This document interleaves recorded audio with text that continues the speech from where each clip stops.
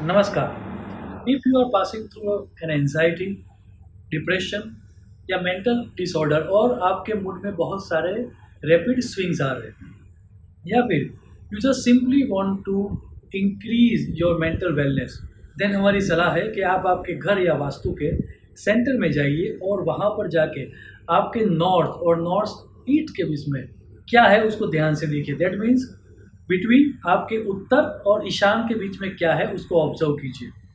शास्त्रों में इसी डायरेक्शन को मेंटल वेलनेस की डायरेक्शन कहा गया है।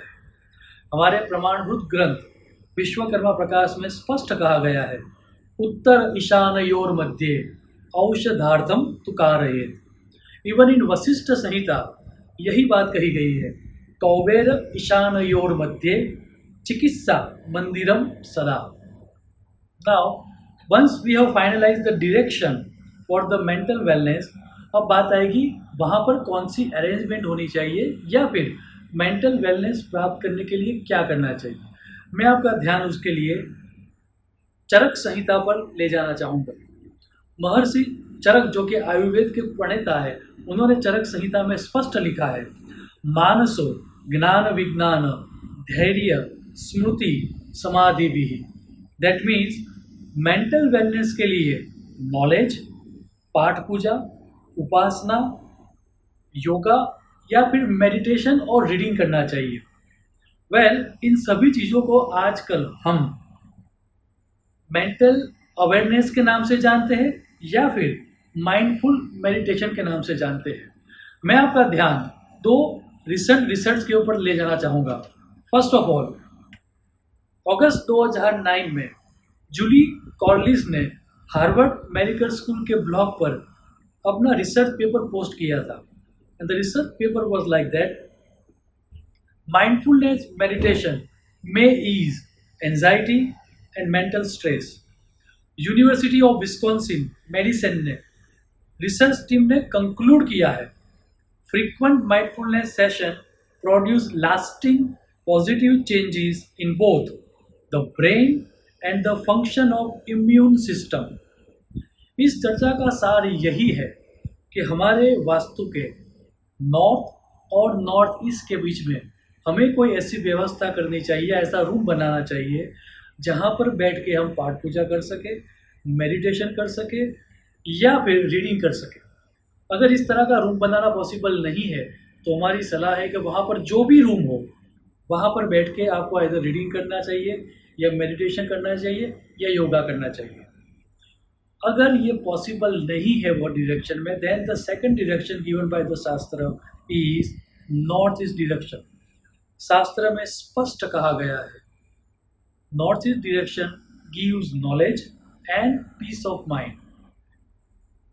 ईशान ददाति ज्ञान चक्षुः, ईशाने चित्त उररी भवति। दैट मीन्स इन दोनों चर्चा का सार यही है कि नॉर्थ और नॉर्थ ईस्ट के बीच में या फिर नॉर्थ ईस्ट में हमें उपासना के लिए या मेडिटेशन के लिए या फिर रीडिंग के लिए कुछ करना चाहिए।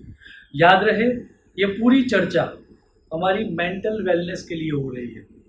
और अगर हम एक अन्य मेथड को भी देखें जिसको शास्त्र में बताया गया है, वास्तु पद देवता विन्यास, तो वो भी यही बताता है, ईशाने वास्तु शिरः।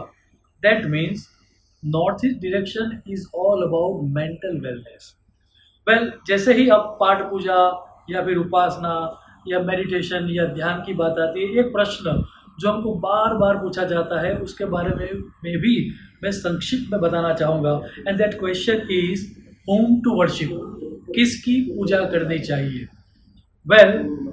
शुक्ल यजुर्वेद में ये स्पष्ट कहा गया है कि सब मूर्ति या सब प्रतिमा या एवरी फॉर्म वह परमात्मा का ही मैनिफेस्टेशन है और इसीलिए कोई एक पर्टिकुलर प्रतिमा उसकी नहीं होती। शुक्ल यजुर्वेद कहता है, न तस्य प्रतिमा अस्ति। भगवत गीता में श्री कृष्ण ने इस बात को बहुत ही अच्छा एग्जाम्पल देकर प्रदर्शित किया है और उन्होंने कहा है, जैसे मान लो कि एक माला है, माला के मन के अलग अलग हो सकते हैं, वो चाहे रुद्राक्ष के हो या फिर फ्लावर हो या फिर सिल्वर के हो या गोल्ड के हो या फिर किसी जेम्स के हो, लेकिन इन सब के अंदर जो डोर है या स्ट्रिंग है वह एक ही होती है। दैट मीन्स हम जिसकी उपासना करते हैं वह ब्रह्मा विष्णु महेश या फिर सरस्वती लक्ष्मी ये देवियाँ या फिर अन्य कोई देव या फिर जीसस या अल्लाह या फिर कोई प्रतीक, वो अलग अलग हो सकता है, लेकिन इन सब के अंदर एक ही कॉन्शियसनेस है, एक ही परमात्मा है। श्री कृष्ण के शब्दों को अगर देखें तो मयि सर्वमिदं प्रोतम सूत्रे मणिगवा इव। ये चर्चा करने के बाद मैं एक अन्य प्रिंसिपल के प्रति आपका ध्यान जोड़ना चाहूँगा, और वो है पंच महाभूत सिद्धांत।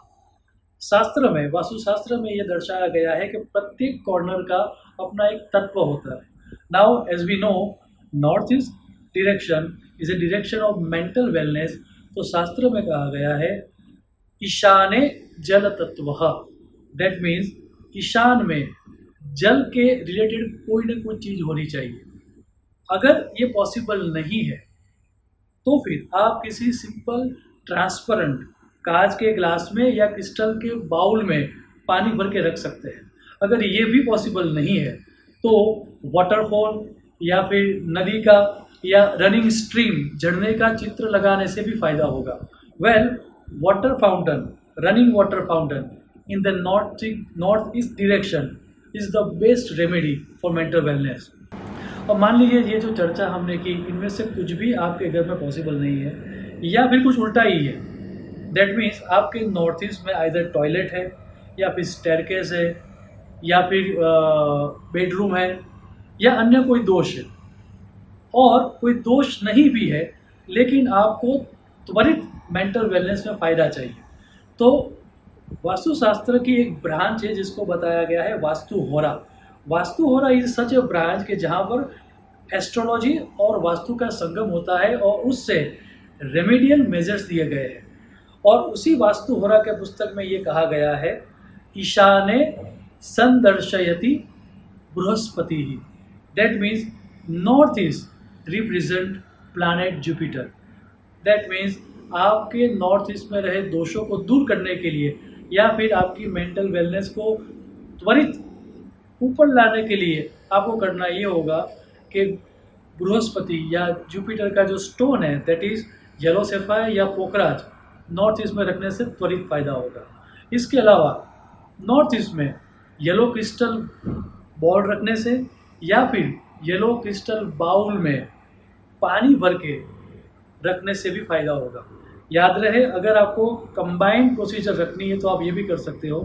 येलो कलर का क्रिस्टल बाउल ले लीजिए, उसमें पानी भर दीजिए और उसमें येलो कलर के फ्लावर्स रख दीजिए। आपकी मेंटल वेलनेस में त्वरित फ़ायदा होगा। याद रहे, मेंटल वेलनेस के लिए सिर्फ दवाई ही लेना ये एक उपाय नहीं है। शास्त्रों में बहुत सारे उपाय दिए गए हैं और मेंटल वेलनेस जिसके बारे में हम ज़्यादा बात नहीं करते वो भगवान के ऊपर छोड़ने से भी कुछ नहीं होगा। उसके लिए कोई प्रयास भी आवश्यक है। अगर आप किसी ऐसी मेंटल डिसीज से गुजर रहे हो तो ये याद रहे कि निराश होने की आवश्यकता नहीं है। ज्ञान से, मेडिटेशन से या माइंडफुलनेस से आप या फिर काउंसलिंग से आप मेंटल वेलनेस में सुधार ला सकते हो। महाभारत में वेद व्यास ने स्पष्ट कहा है प्रज्ञया मानसम दुखम हन्यात शारीरम औषधेहि। दैट मीन्स फिजिकल डिसीज के लिए हमें मेडिसिन या सर्जरी का साथ लेना चाहिए या उपयोग करना चाहिए, और मेंटल वेलनेस के लिए हमें मेडिटेशन, योग या फिर ज्ञान का सहारा लेना चाहिए। मुझे आशा है कि ये जो उपाय यहाँ पर दर्शाए गए हैं उन सब का आप उपयोग करके शीघ्र ही मेंटल वेलनेस को प्राप्त करोगे। शुभम भवतु। प्रणाम।